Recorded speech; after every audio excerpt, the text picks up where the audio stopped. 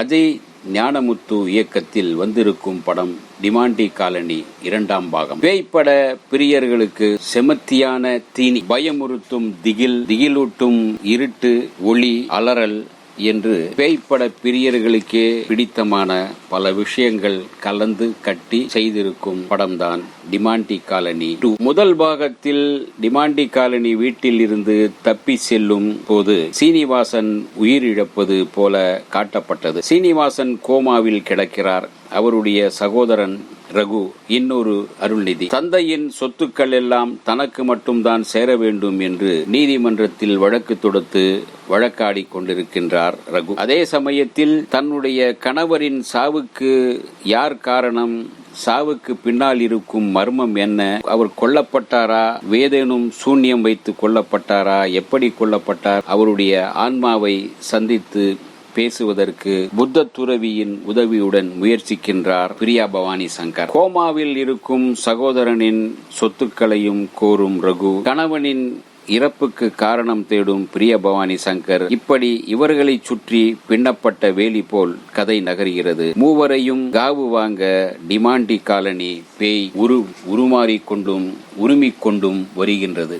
பேயிடம் இருந்து தப்பிக்க அருள்நிதியும் பிரியா பவானி சங்கரும் என்ன செய்கிறார்கள், அவர்கள் தப்பினார்களா என்பதே மீதி கதை. 2015ஆம் ஆண்டில் வெளிவந்த டிமாண்டி காலனி மிகப்பெரிய வெற்றி பெற்றது. அதன் தொடர்ச்சியாகத்தான் இருட்டு, மிரட்டல், பயமுறுத்தல் என 2ஆம் பாகம் கொஞ்சம் கூடுதலாகவே பேயாட்டம் போடுகிறது. த்ரில்லிங் சற்றும் குறையாமல் பார்ப்பவர்களை பரபரப்பாக வைத்திருக்கும் இயக்குனர் அஜய் ஞானமுத்துவுக்கு ஒரு சபாஷ் போடலாம். அவ்வளவு த்ரில்லிங்காக படத்தை, திரைக்கதையை அமைத்திருக்கின்றார். பேய் படங்களுக்கே உரிய திகில், பயமுறுத்தும் விதமாக மேக்கிங் செய்திருக்கிறார். பேயை கட்டுப்படுத்த புத்த சாமியார்கள் போராடி உயிர் கொடுப்பதும் பேயின் உக்கிரமும் திகிலூட்டுகின்றன. இந்த பேயாட்டத்திற்கு காரணம் ஒரு புத்தகம்.